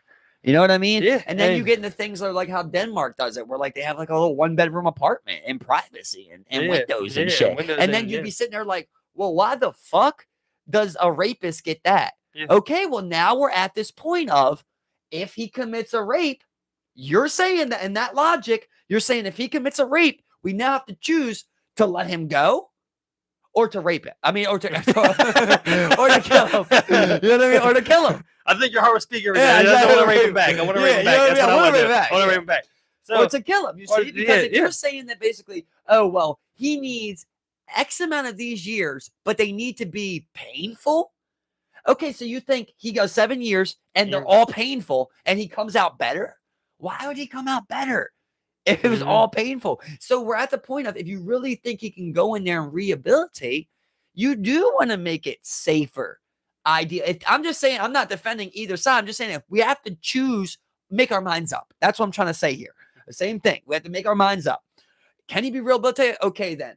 I think we should make it safer for them. That would be the first step. They shouldn't be in fear of always getting raped or beat up or having to join a gang. Some way, if we had to hire more CEOs, spread them out, give them more room, give them the one apartment, whatever it is. We have to try different things, right? We could do levels where you can work your way up to a 1-bedroom apartment or something like that, you know? And like give them something like that to try to rehabilitate. Give them options for trades. Give them options for college degrees. Let them read. Let them write. Have libraries, you know, things like this. Actually give a fair shot at rehabilitation and let's see if it works.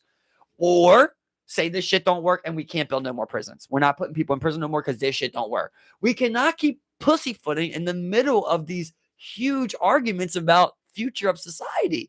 Like we don't know how to punish and we don't know if we want to kill. But we all think people should die and we all think people should be punished. So we really have to start sitting down and being like, okay, well, if someone does this, not how long will it take? Can they? I think that's the more important part, right? Because I can give you 20 years and say, look, every 5 years, I'm going to take a look at you. Right? Yeah, and if you're still not good, you're still not good. But I'm going to come and look at you every 5 years. Yeah, I mean, like, if we can, I mean, like, I think, like, we could literally, like, I mean, like, we put our fucking minds to it. I think we could literally create a good fucking system. I think we can get down to some shit. Right. You know what I'm saying? Keep bumping heads of, like, he just robbed an old lady with a gun. And now he went into a 1-bedroom apartment that's better than the one he had out in the street. And he's got windows and he got 3 meals a day and he's warm. You see what I mean? So people are not going to be able to understand why someone would be able to do horrible things and then get such nice treatment. Yeah. They want them to be treated bad. That's what I'm saying. But they believe in rehabilitation. You want them to go to bad, but prison rehabilitate with all the other people that act like them. And then you get thrown into this. I mean, we've seen the movies. Did all the gangs and rapes change you for the better?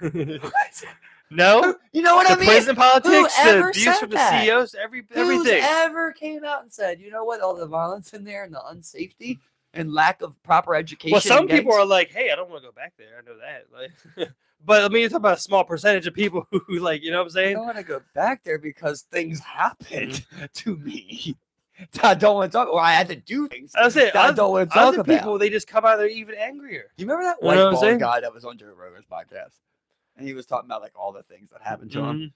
Yeah, I swear to God, I just think he was bullshitting so bad. I think we might talk about it. I swear to God, he's like, Yeah, we had this one. I was just listening to it again the other day, like a little excerpt. He's like, yeah, we had this day called Gladiator Day. And I was up that motherfucker, and I was the hardest motherfuckers that walked around there. And I was like, bro, I'm telling you, I can see from this guy, people was punching him in his teeth, and he was sucking dick.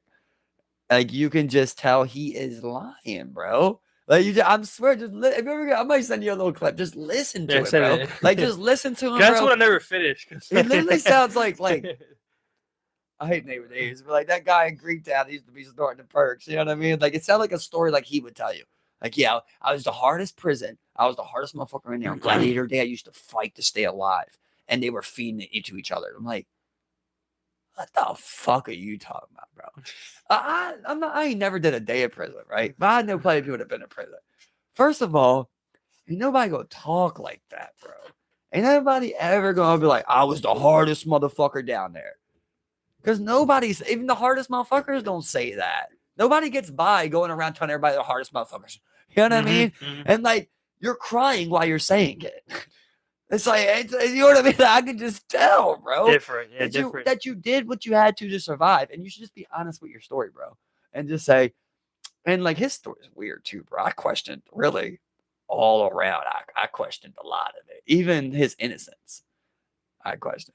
And I don't even know if that was right because I don't know nothing. So I don't like saying shit like that. But he was like, it was basically saying like, you know, he did a horrible rape on a beach or some shit. And when he was going to, you know, there was no DNA testing. Then finally DNA testing came around. So they DNA tested his shit. And on the way for the sperm to get tested, it fell over and collapsed.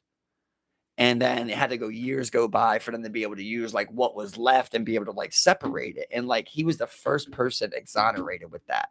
And the guy that exonerated him, like that's his process of determining in DNA. Like he was trying to like prove his process almost, you know what I mean?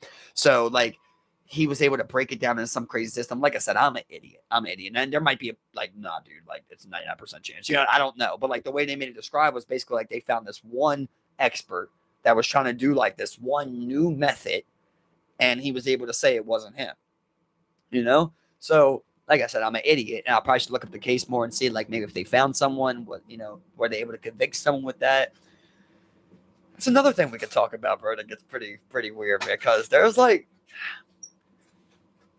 science and true crime are mixing, you know, and more than they ever had, right? Because we're getting to this weird point of like, I talked to you about it before about how they do the gene runs now of like Ancestry.com and things like that. Like a lot of states, you know, besides Texas, allow that to be entered into the DNA database so that like if there's DNA from the 70s, they can search that in there and they can find a cousin of the person that did it or the great-great-grandmother or whatever and be able to tie things together.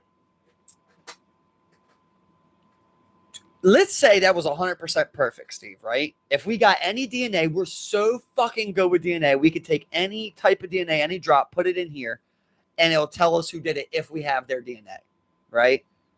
Should everyone have to give DNA at birth? Should they be able to take a dab of your kid's blood at birth and put them into this database, and right? Find his DNA. Because it's a funny line. I was thinking it could be a movie, bro. You know what I mean? Like literally a movie of like when you're at this part where I can stop crime, though, bro. And that's the big question. Is like, so this would be the big question: was that like, you know, does society owe that to be able to accomplish those things for crime? Right. You know what I'm saying? That would deter crime. Because we also, I mean, like we've also been to the point where it's like, you know, hey, until it happens to you. Because I mean, let's say one of us were victims of unsolved crime like that.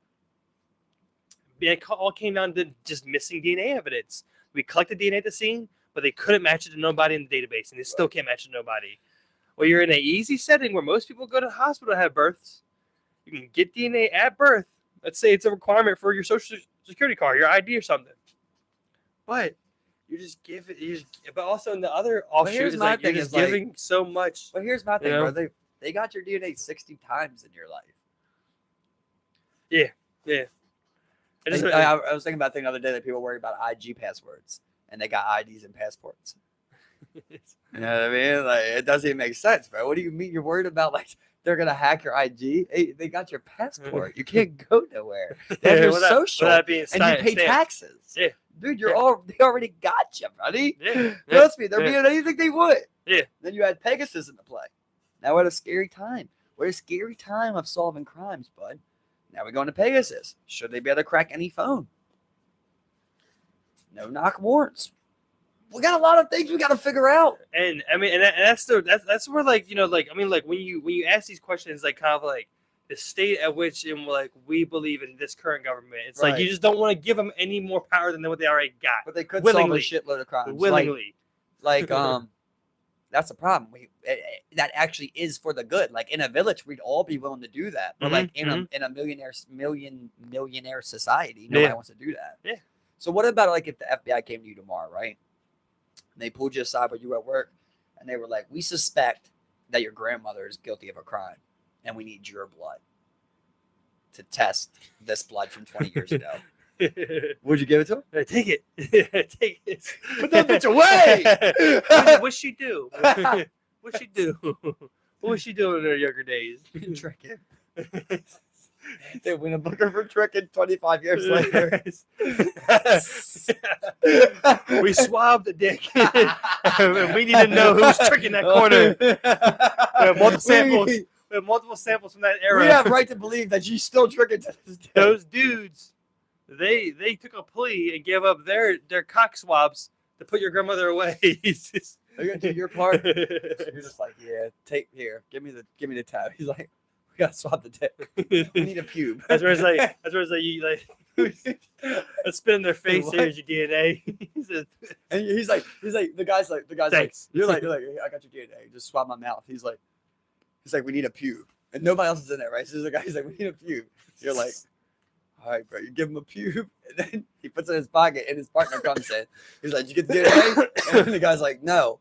And you're like, what? It's like, and the guy's like, no. You're like, it's funny, I just gave you a pube. All these things we just like spit off in like bits. I just gave you a pube, bro. I just gave you. He's like, no, you didn't. I need your saliva from your mouth. Check his pocket. Stop with the jokes, kid. All right. Stop Come on, trying to get his DNA test. Try to get his DNA test. The guy that took your pube starts playing bad cop. He starts playing bad cop, roughing you up and shit. Exactly. He's like, other guy's a good guy. He's like, look, I know you're worried about this pube. This is imaginary pube that he took. I ain't touching your pubes, boy. Yeah. I mean, he's like thrusting his cock in your ass. He's like rubbing it all on your leg. He's like, I ain't doing a fucking pube. Get him off me. The other guy's just trying to be nice in your face. Just like, look. I'm trying to help you, kid. You're making it hard hard on yourself. Doesn't see what's going on. Exactly. That's what I'm saying. Exactly. Exactly. The other guy's just like, It's a raging. It's like 8 inches. It's 8 inches right up against that tight cop pants.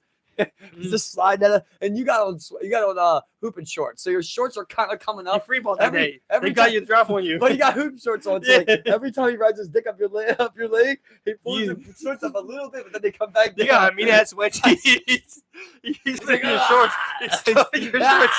It's so loud too. And you're like, do you see this? He's just like, And guys just like, we need just to swab you still. I can give it a stop, man. I just need you to help me. Make it tough for yourself. And the whole time he's just fucking kidding. And then you're like, just do it. He's like, and then they're like, whoo, got him. And they clap.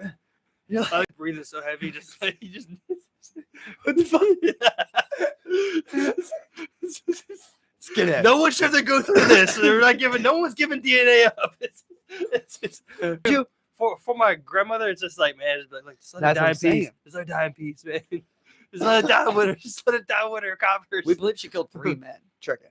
I gotta give it up. Man. Here you go. Let her ass away. Yeah. Is that any reward money? That's what I'd say, right? Cash in and not reward money. You need a rest, right? Come on. But I mean, like you said, like in a just, right society, like I think everyone would just be like, here, have it. You know what I'm saying? When you look at it in today's world, it's like, what are you gonna do with this? At some point, what are you gonna do with this DNA? I mean, but my thing is like with that, it's like, are you never gonna go to the doctors? So they're not just gonna grab it from the doctor, or the dentist, or the blood drawing, the blood bank, the military. All the times you ever fucking had your shit pricked. Yeah, it's probably already there. You know, I mean, like that was some cool shit, man. It's probably already there. You should watch that podcast, bro, with Duncan, bro. they think about some cool shit, talk about some cool shit. I do like Duncan a lot. Yeah, they were talking about some cool shit of like, I like how they went down the hole of it too, kind of how we do, where they were talking about like cell phones. They were like, I think Joe was like, I bet they regret allowing like the rich people that are in charge. I bet they regret allowing cell phones to, be so freely now. So everybody has like all this power in their hands. And then Duncan was thinking about like, well, you give it to them and you control it, and then like it's way easier, but they still have all that power. So then like that led them to think of like, well, if you were an alien race and you wanted us to do anything, say you wanted to destroy us, why would you come down here and even blow us up when you could just give us a cell phone and we'll destroy ourselves? Yeah. You know what I mean? That's like the phone, bro. It controls us so much, man. It makes me mad sometimes, dude. When I see like people just taking pictures all the time, dude. Like I said, I had this love-hate relationship with pictures. Yeah, like so you want them to reminisce and shit, but always being like, take a picture, bro. It's just, I don't know, man. It's just something about like you need that validation from that phone. You need people to know that you do this stuff, and it's weird, man. And that's where like with like because when photography first became a thing, like. You just used it for memory. I mean, you used it to look back on good times. I mean, because that's what it was for. You couldn't post it nowhere unless you were a photographer and you were trying to do those things with your photos of like landscapes and shit. But like, you didn't take pictures of the families that like enjoying the natural scenery. You know what I'm saying? Like, people made scrapbooks and that became like their family timeline of like things for that. But that's not what it is nowadays. It's just a mark for you to show other people like on the internet. I mean, like it's not even like because I mean like no one like. Will at some point will our Facebook data even exist? Like, will someone even be able to download that again and then take it and be like, "Hey, I have my mom's memories on Facebook." You know what I'm saying? Like at one point, Facebook could not even exist. If their servers went down and you could never access that again, you would never be able to access. Well, like that we were talking about before about like now, like we've been on Facebook so long, bro, has a decade of information on you. Like, and then they like those bots. Like, there's some bots, that talk a little clunky, but those Reddit bots and shit, they were talking about them like they pass for a convo.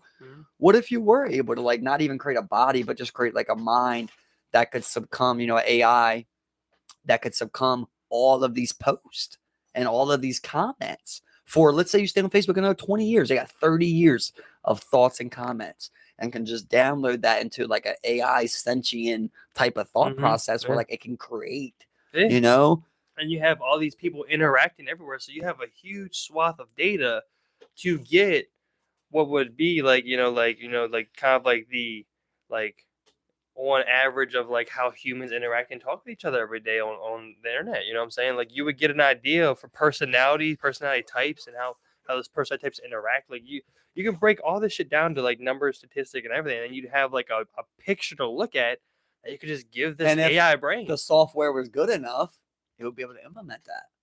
And the software, you think about floppy disk to now. Think about 40 years from now, bro. It's going to be insane. Yeah, and I mean, like, I think we've gotten past our point of like trying to make things smaller, whereas like now, like we're just trying, like now we've gotten into like the smallest point that we could possibly get to. Yeah, we're like smaller. You're getting to like you need something big enough for electrons to pass through. I guess you're like it's like, and you're just gonna like try to figure out how to implement these things to make these. I mean, there's already insane devices out there, insane algorithms, and like insane computers that do crazy shit. I mean, like. I know it's not AI, but I mean, like, we have those like robots, like, those robots from Boston Dynamics. They do backflips, dance numbers, balance shit, like all types of like crazy cool maneuvers. They were talking about that too, about how like they try to get it to do like friendly things. Yeah. So that like maybe you smile at it, right? Yeah. Not see it's so deadly, but really it could be deadly. Yeah, and I mean and they do that. Like they do multiple things. Because I mean, like those robots, from my understanding, is meant for like the future military ristic use. You know what I'm saying? Like, I mean, like, why can't they be used for all types of things? Like, I was reading, NASA's planning to go back to the moon and try to have like establish like the first colony on the moon. I don't know if you know that, but like they're planning for that soon. I think 2025 or 26. And they were talking about how like this is pretty cool shit I never thought about. How they need a new type of astronaut. And like previously, they looked for a scientist and whatnot, but like now they need like someone who would be able to withstand the loneliness, the environment, the hard daily work, you know, the carbon mixture, whatever it is. And they're looking for these new people. And like, it's like 2 or 4 people that they're trying to put there to stay there. And I was just thinking, why the fuck don't we just send a robot, man? This is, first of all, let's just say we got a robot that was good enough to like kind of do some shit. We got so much money, bro. If we stop wasting it, we really could just be like, bro, put 100 million and just send it to the moon. Let's see what it does. See how far it gets. And then we'll improve it while it's going, you know? And like, we could just keep jacking shit if we wanted to, bro. Yeah. If we really, like, that's what I was saying earlier. Like, I wish we could control more of the funds. Because if Baltimore truly is the highest median salary, which they come in every year, the highest median salary in America, that means there's money here. It's just being spent funny, you know, or being siphoned. Yeah, I mean, the money is pretty much like money's being circulated. I mean, like we talked about earlier, like, you know, how many different people piece off on different things. Like the money that circulates in America is literally just unfathomable every day. Just doing like, bro, just think about taxes alone. You know what I mean? You're talking about at least 200 million people paying taxes here. Yeah, I mean, like just 25% of their income. Just people sending money from one person to another as being fucking circulated all around infinitely, bro. Like, it's just, there's so much money generated here. And wild being about how like every single thing you do is taxed. I mean, everything, bro. You get a piece of it all, yeah. You straight up, you work, your paycheck's taxed twice, 3 times, really, if you count Social Security, yeah. I guess. Social Security, Medicare, Medicare, exactly. Income tax. They have state and federal. And then, tax. like, if I go buy a soda, it's taxed. You buy alcohol, it's taxed. Gas tax, cigars, car tax. Gas tax, car tax, house tax, real estate tax, yep. property tax. That's just registrate. You gotta get your car registered every 2 years. It's just crazy how much they're tapping us, your bro. license. They're making workers, then they give you everything to spend. Yeah, and I mean, like, just put your money here, and you got they got parking tickets, tolls. I mean, like, it's just endless how much money that like is required to put out from what you make. And I mean, like, especially when we talk about this year, where, like, you know, you've seen like crazy amounts of like price increases and, like, you know, inflation. Like, we're talking about, like, they say that 50% of America lived paycheck to paycheck before, and now they're feeling this crunch. Like, you know, this crunch, you know, rent's coming back on, for moratoriums being, you know, let up. Like, everything's getting put back on like a crunch, and they're trying to do shit slowly, bro.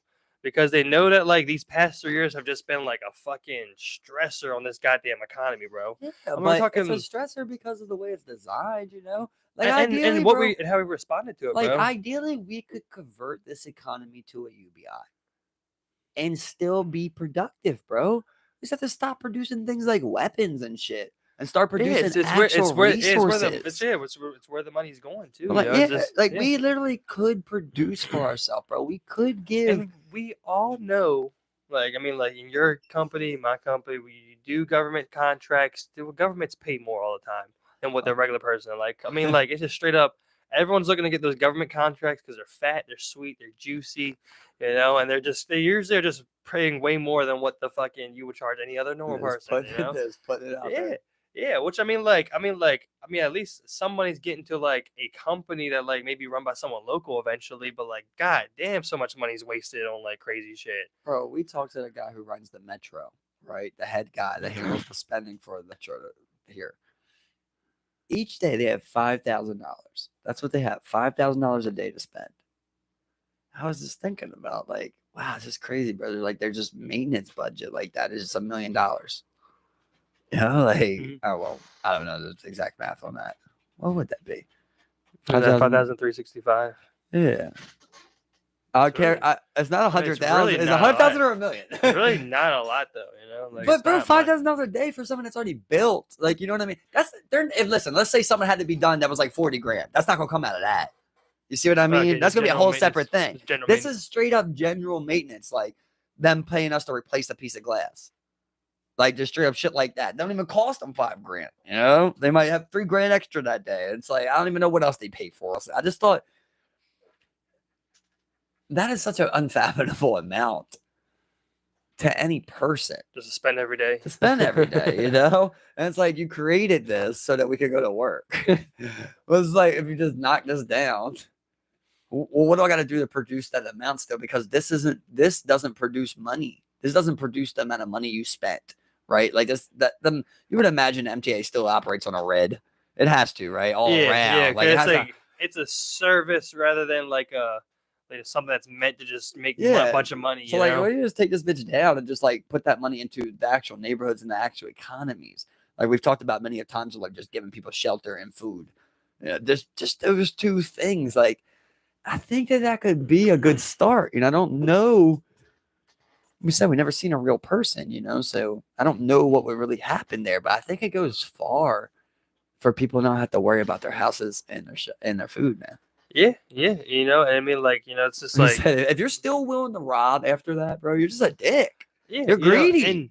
and I don't think we've ever implemented something that was fully equipped to really like take something on like that. You know what I'm saying? Nothing. Everything's privatized. We've piecemealed things together where it's like, oh, hey, like, like we've done little things here, like you have healthcare for the homeless, and then you have other homeless services that then the city gives money to, but like not there's all these different things that just do one of all those like 15 things that makes up actual rehabilitation of this person. That would really be like ideally you have all this under one roof where like you supply the house, the food, the like the fucking psychiatrists, people like that, or therapists, like any other type of like mental health services or like financial help services, career building, job training, like you would have and getting out ahead of it. Yeah. Because if not, like I look at like that same situation with homeless and crazy people, it's the same like with this with the corporations, right? It's like, okay, you want to privatize the entire process of that. So you let it run amongst until it fucks up because it's so crucial to the economy, right? So if it gets to the point of like banking, when that fucked up, we had to buy them out, which would be socialism, right? So socialism plays in when capitalism fails, socialism is there to bail it out. I think I've seen that, right? It's a meme, right? That's like a saying. Something along the lines of that. It's like, and it is true. And that's along to anything. So you're going to let Downtown Partnership keep pushing these homeless people around, but they keep coming back around. Yeah. So you're going to reach to a point of what are you going to do with these homeless people? Yeah, and you have no answer, but you just keep plugging holes. Yeah, and that's all you do, or you just try to hide them. You just try to hide them. That's generally what I see them do. They just shuffle them around, move them around. Why not just hide them? Yeah, there's so many abandoned homes in Baltimore City alone. Just alone, just like that could be used for something. God damn it, it could be used for something. I mean, like, how hard would it be to just roughly flush out a house? You know what I'm saying? Like, we're not saying like these things need to be like, like $300,000 condos or nothing. You know what I'm saying? Like, how hard is it just to give someone a decent enough shelter? Let's say you did that multiple times. Like, you have to tell me like we can make the price per house super fucking cheap. You know what I'm saying? Like could we then like employ the same people who are out of work right now to like to make this program go through? You know what I'm saying? But then we still see our money back because they still are getting taxed on their income statements and shit. Like, I mean, like, right, bro. Well, like I can tell you from personal experience, there's a really weird system that's played out where, like, in Maryland, they have charity places that you can go to if you have an addiction, like the Hope House is one, Red Cross is another one you can do. The Will, shit like that. Like, they have options like that, but those are charities. Those are technically people's companies that they started, and they're out here handling this. But with NA, bro. Okay, so you start here. NA actually does work for people, bro. I'm telling you, I've seen it. NA actually fucking works for people. It can keep people clean. It still does to this day. It's very powerful, dude. I say it all the time. Like, I would go to an NA meeting tonight. If someone, if I knew someone, you mean Alcoholics Anonymous? Like Narcotics Anonymous, Alcohol Anonymous, same thing. Yeah, exactly. I would go to that meeting because I think they're very powerful, bro. Of hearing people go up there and talk. That's what it's about. Is people go up there and talk about the things they've done to support their addiction and how they became an addict, bro. And it's always a really beautiful thing, dude. And like looking back, I always enjoyed them. And looking back on it, like I'm really glad I wanted those as a child because it really just opened my mind because the people were being honest. Like they're all amongst other addicts. And the first thing to do when they go up there is say, hi, I'm so-and-so, I'm an addict. And everybody says, hi, Steven. Yeah. You know what I mean? And you start out and like they tell a story basically, kind of like how the moth does, or you tell like your origin of like how you got to that point, things you've done and how you're trying to progress and shit. And it's like, I think that really helps other addicts, of hearing like, okay, not even if it's someone that's like, hey, I got 10 years clean, this is how I do it. But the person that's like, I want to be clean. It's my first day. Yeah, You know what I mean? And that's why they give out them and tokens the to be like, this is my first day. So that people have like a want to be like, you know what? There's other people. There's other people like me that when I think it's really powerful, bro. There's a privatization of NA and AA that people don't talk about, bro. It's a very sick mode, right? So whether they're good or bad, right? Whether they're an actual clean addict that got clean from NA or AA and they now go and do this, or they're doing it for the money. These people, bro, they go and buy these houses and they make it a halfway house, right? That's not nothing through the government, bro, or nothing like that. Yeah. Like they can apply to get things like if you can like claim that you're taking care of someone if someone's staying there for a year. You could do shit like that. But like for the most part, those people still pay rent. Like you go to those halfway houses, you're going to your NA meetings, you're going to your AA meetings, but you're working every day too to like stay clean too. So you're paying rent, you're paying for your laundry, paying your towards cable, you're doing all of these things, but this is handled by a person. So they're not charging, they're not charging exactly what the mortgage is split up 6 ways through whoever's living in here. They're making a profit. Like they're claiming as a halfway house, so they're allowed to do this, and then they're charging each person $400. There's 5 people there. You know what I mean? So they're making $2,000. The fucking mortgage is $1,200. Yeah, they're cashing out on these people, bro. And anything else probably just put through grants or charitable grants. And I'm telling you, bro. Like I said, there's some things you can say from personal experience, and this is one, bro. I've been in these halfway houses, and I've seen the people that are getting clean and the people that don't get clean. And a lot of times, the ones that don't get clean are the ones that connect with another person that isn't getting clean.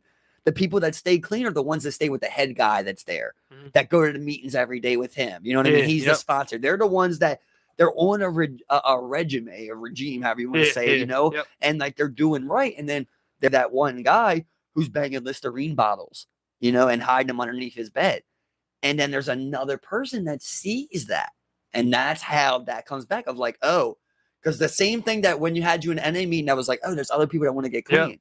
Now that thought comes back. Oh, there's other people in here that thought they want to get clean. Now they want to get high. Yeah. You see what I mean? So now you're like, it's so much easier. But if everybody around you was like, bro, we're going to the NA meeting today. We're going to get it done. You coming? You know what I mean? Like you're way more implied to do it. It's even to the point where like they say you shouldn't go to like any of like your old surroundings where you used to get high, any of the people you used to get high with, any of the old bars you used to go to, any of the people you used to drink with. Like you should stay away from those people completely, because like it's just so detrimental to your health and you as an addict, someone who was actually addicted to a substance physically, and mentally, like that, like you, like they say like you remain clean, but you're never cured from being an addict. Those urges never go away. They don't. I mean, there's people who quit smoking. That's why they continue to go. They smell a cigarette. They would love to smoke a fucking cigarette, bro. That's why the people continue to go to those meetings, bro. Because exactly. They know. It's a reminder. That keep up with your. You've been clean 21 years. You go to that meeting tonight. It's Scott. It's in there the second day, and he's like, "Yeah, I fucked up yesterday." And I was down there, and I stole from my mother. I stole my mother's TV and went to the pawn shop and got it so I could get two fucking perks down here. And you hear that again. And you go, that was me. I remember that. I remember how much I hated that. Yeah. And now I'm right here. I've done the hard part. I'm on the other side.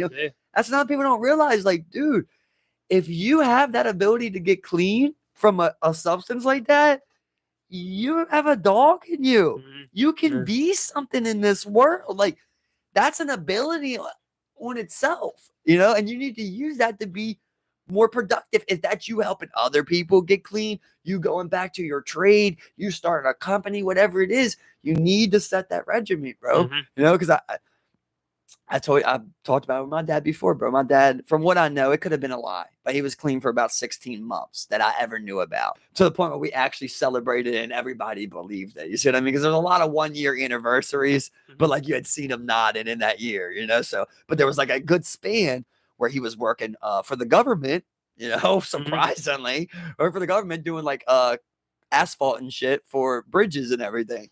And, had work truck, had a work phone, was living at this NA house with a guy that was running it correctly, and everything was going so well, bro. I'd come over every other weekend. was completely clean, always had money, just everything, bro. Was driving me to school in the morning, bro. Like some shit unheard of, And it fucked up because he got with a girl. He got with a girl from those NA meetings that wasn't on that same path, wasn't living in that halfway house with that guy that was running that halfway house. You see what I mean? Yeah. She was living in another one where they might be allowing shit like that. But my dad sees there's a way to go get it. Not saying it's not his fault too, because it is a choice. But like all those cylinders start clicking, And God forbid she's a pretty woman. Yeah. She's thick a little bit, Now you're like, damn, we can get high and fuck. Like those were the best days of his life. They really were. Those are his utopias, So he's right back into it. Fucked it right back up, Yeah. Just that one vice. And there's like, and we're talking about like a substance as a fucking addictive, like as anything can be. You know what I'm saying? And people every day walk around just everyday normal vices that if you ask them to give it up, like they would just have the hardest time getting over that first week. And these substances are physically and mentally a hold of you. But like most people would have a hard time putting down their phone for a whole week. You know what I'm saying? Like, and I mean, like no coffee. Yeah, and I mean, again, this person gave up a substance like that. You know what I'm saying? Like you're talking about your phone. This person gave up heroin and has been clean for 25 years. Like, what a fucking feat, bro. Like like people could not deal with people could stop not drink caffeine and they would go fucking ballistic. They'd be grumpy. People can't quit cigarettes. People can't quit fucking people can't even put themselves in good routines every day. Just the fact that someone could give up the substance and quit it, and they're always dealing with that. It's like someone who was they would strip heroin every day. They haven't done it for 25 years, and again, that person at 25 years still wants to get high as much as the guy that was on day one. You know what I'm saying? Like they're always wanting to get that high. We're always wanting to be on our phones and this motherfucker just put down the heroin, and we gotta try to protect them, man. When people are willing to do this and are trying to get better, and not through prison systems, of forcing them to go to Florida rehabs or something. That's not working, bro. We gotta figure out something, a better way to protect these, a better way to give them jobs. I mean, bro, why can't you just pay them minimum wage to do that same shit the prison prisoners do with picking up trash? It's just we have seemingly a system that just grinds people up. It was we could create the opposite. We can just as easily create the opposite, man. The opposite, it's just people years ago would think that today would never ever get this bad. People back then would never think it could ever get this good or this bad or whatever. But things can go so far the opposite way of ideal or good. You don't even fucking realize it. And I think that's where we're at in this fucking just weird ass world that we're living in. Is just how we've gotten to this point where we're hey, how the fuck are we doing all this crazy shit, but we can't fathom that this thing that actually heals people exists. You know what I'm saying? Because we never seen it. We see so many random attempts by companies looking to profit off some shit like that. We've never seen an actual good public system, you know what I'm saying, that actually heals people. Right. We've never seen it. And then you get into levels of that of now you have to convince people that another drug, because these drugs, psychedelics did them, another drug will heal this person from one drug. Mm-hmm. Yeah. And they're just no, you're giving this drug you drugs. Hopefully we keep growing out of that. We're getting smarter. We're getting smarter. I just want us to be able to just objectively look at things, and then of course when things don't go because I mean there'll be times we have to have 49-51 on something, and there's to be that 49 that will be upset, on how to go about things, but we just have to keep an open mind and hope the science that we do just speaks for itself, and that's how we base our decisions. The numbers. We have to be able to quantify the data and have it make sense to all of us. You know what I'm saying? And we have to be open with that and translate that to the public instead of giving them this fucking 800-page book. Sometimes it may be like that with some things, but I know everything's not described in an 800-page book. You know what I'm saying? We just have we have to do we actually have to try and just be transparent, because we can do that, bro. The transparency, and we could have. But why would they be transparent? They have to show you the books. They're never going to show the books. Exactly. I think the truth is, right, is that the way we see barbarians is how one day somebody will see us. Yeah. And those people that view them, somebody will see them like that one day, right? like this can't be the end because we're flawed. Yeah. Right. And We got to improve. it's the funny thing because like Andrew Shaw said something one day, like, you know, like with time, everyone will become a bigot, you know. Everyone become, you know, some type of like fucked up or like not PC. I mean, everything With as everything this evolves, shit going on. as everything evolves, man, it's like we're just good. I mean, like, you know, I think we're gonna get better. And you know, I mean, like, as long as like the good minds who also have a good heart behind them, you know what I'm saying? guns. We'll get guns. And there should be a government program to get good minds. Good Good guns. guns. Good hearts, good minds. Love get a you gun. all. Thank you for checking us out. It's been a great time. Keep liking, keep sharing, keep subscribing. We appreciate it. Keep click that fucking like button. Fuck you Click that guys. thumbs up. Smash that button. Smash that button for a button. Smash that button. I'll put a button right here. Murder Subscribe. Steve. Follow me, Murder Steve. Murder Steve. Like, share, subscribe. My Instagram, my TikTok. I'm gonna drop it my right here TikTok, for you. Unicorn Knob. Whoa. Unicorn Mob. You know what I mean? If you hit that like button, hit that bell. If you ain't forget yet, go down. Like that really helps. That really helps you. I know it don't do that for you, but it does a lot for us. Thank you guys so much, y'all. Have a Be good safe, night. y'all. Oh, man. I love how that joke about